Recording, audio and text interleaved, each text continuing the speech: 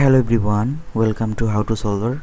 I hope you guys are doing well. Today I am going to show how to redirect HTTP to HTTPS in cPanel. Here, search file manager,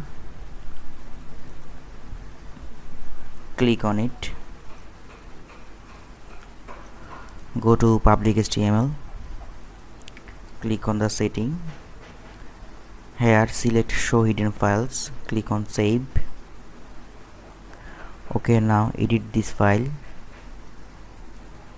click on edit. So here type this code and then click on the save changes. Okay, that's all for today. Thank you. If you like my video, please like, comment, share and subscribe, and don't forget to press the bell icon.